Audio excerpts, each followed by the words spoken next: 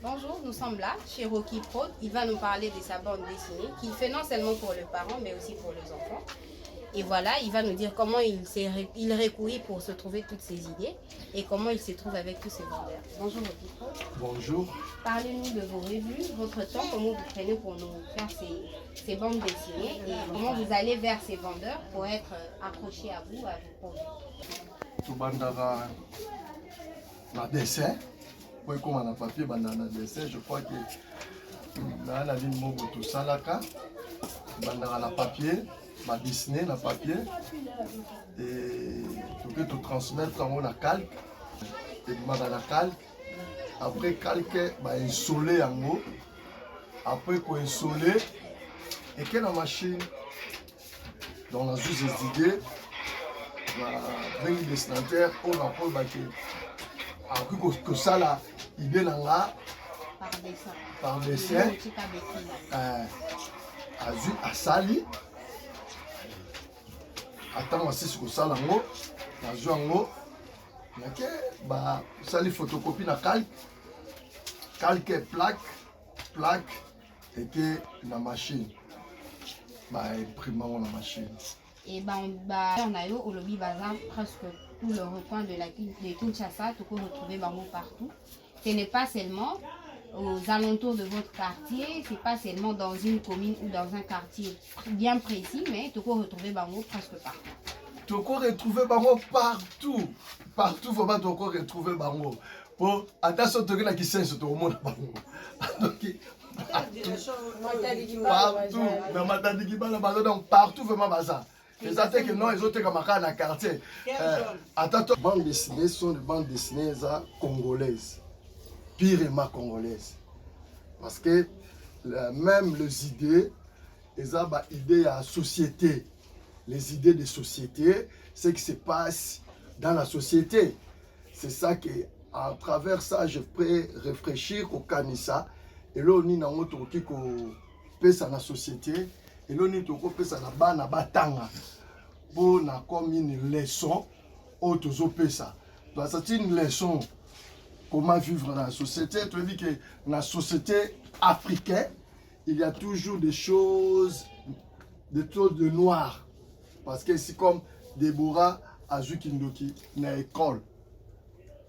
Ça, c'est les revues Deborah Azukindoki dans l'école. Tu vois qu'il a toujours des Kindoki. Ici aussi, papa Ateki Bananali Kelemba, il y a Kindoki. Tu vois que même ça, Mbanda Toutimwana, Nalibuka, les rivers. Ça, tout ça, et ça, Babiloko, Otozo, ça, la pauvre Bana, Bazala, et puis éveillé, Kolia, il y a une école, Moutoye Biété, après c'est le Kwalier, éviter ça. Ça va là que non, c'est ok école, ok seulement pour l'école. Il y a encore une autre revue ici, comme ici. Ngouma, Amélie Mouana la classe. Moni, Moucho Boyebi, Moucho, camarade beaucoup d'années à l'école. Tout ça, ils ont la classe. Parce que la revue Miming Batek on a l'école. Pour la bonne classe, Miming Batek la revue et pas bonne classe, na l'école. Moucho Yebi était beaucoup d'années à l'école. Yo pour yek famille oyo, on vient comme on ok de côté la moninga na yo mwana na epa na bango po bango baza na mbongo epa na bino moza na eloko te à cause ya babera Swahili ni tama na Swahili kolula donc à cause ya kolula oke kuna oke okutana na bamakambo ezali ya mabe ya bien te. Encore ça, dans la revue, surtout ça, sur la classe, les a revue en a. Les a revue, c'est là. Les a net all. Les net revue all. L'oiseau interdit. Tu vois? L'oiseau interdit all, le sous-sous. Les a revue. Que moi, il faut obéir. Na oignon sur ma parent, bazoloba. Azui. Akeya moni ndeke bapara bayebise ke ndeke o baliaka ete à cause ya koyoka nete mutu makasi alie ndeke après ça nini akufi, tu vois. Et je voulais savoir si vos revues vous les faites plus particulièrement que pour les enfants ou seulement aussi vous le faites pour toute la famille? Non, je fais ça pour toute la famille. Je ne peux pas faire les revues seulement pour les familles. Parce que tant que moi, azotanga azomema ngo na foyer net oyo tolobeli ba rival bambanda. Donc pour moi je peux dire c'est que ces vendeurs qui achètent vos livres doivent aussi dire à ces enfants, parce que vous dites vos livres ou vos magazines sont plus vendus dans des écoles. Donc il y a certains enfants qui ne savent pas que quand j'achète ça, je vais aller avec à la maison, je vais lire et après avoir lu, je vais aussi raconter à maman. Quand vous bokendaka côté que la bano basomba ko ba parents basomba rabo, yebisaka bango bazwa ba histoire pona ko betela bana pona ko réveiller moi na to bazwa kangoka parce que c'est je me demande un peu dans ça. Bon, parce que na omoni ndenge zaboy na ba parents pe basomba. Là je dis que là na nalbi que était camarade na ba lieu de l'école, mais na ba wenze pe zali. Na ba wenze pe zali ba exposer ba parents pe basombaka abetel pe mwana na parce que onyo c'est ça batoli et ça ba maté ya batoli oyo akotanga apesi pe mwana na ye tala conséquence là qui mwana oyo tala conséquence là qui mwana oyo.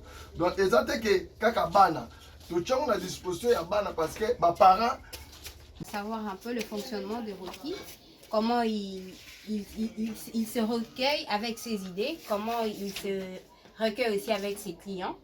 Et là, nous allons maintenant aller voir un vendeur de ces magazines. Et voilà, nous allons un peu leur demander aussi comment est-ce qu'ils en vendent, comment ils parlent avec ces clients-là pour acheter.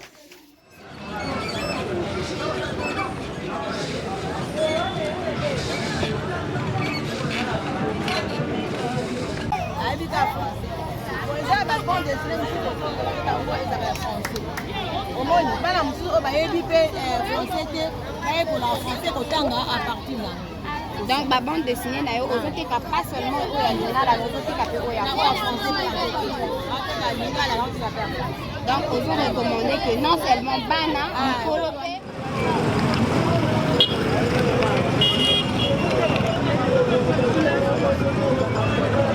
Là maintenant nous sommes chez un deuxième client, toujours dans une école, et voilà, nous allons aussi lui poser quelques questions.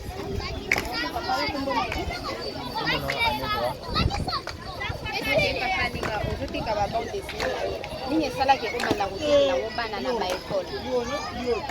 Oyo esalamaki na notongo na baekole parce que eza vraiment biloko moko eza intéressant mpona bana epi bana misusu bazala komona azokola lere azotanga babiloko oyo omona mwana dans quelques jours mwana fongwami.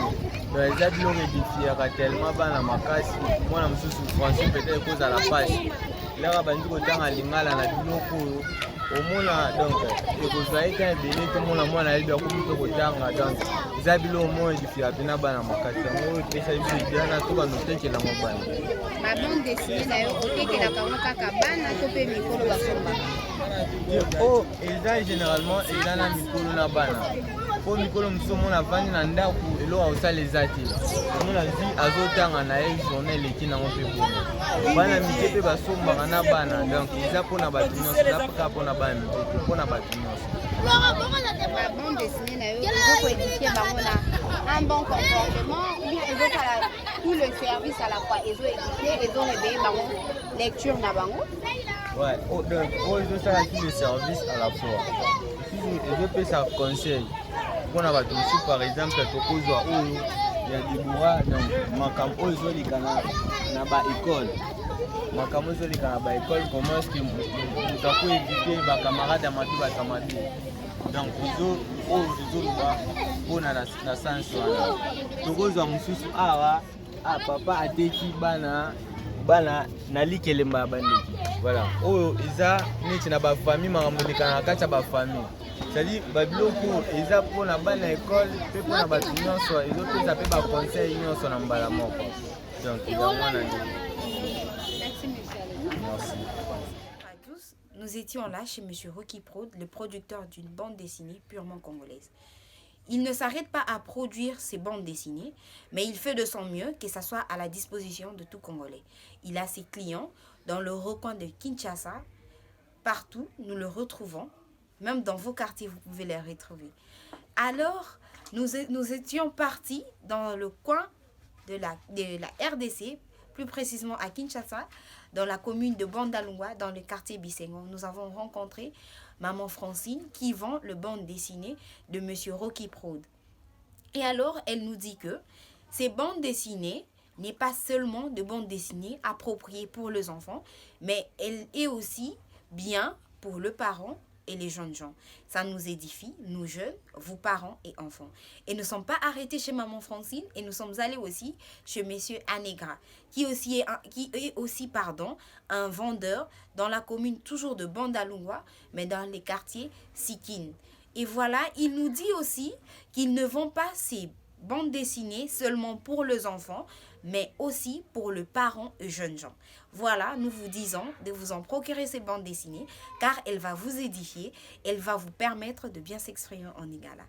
Merci.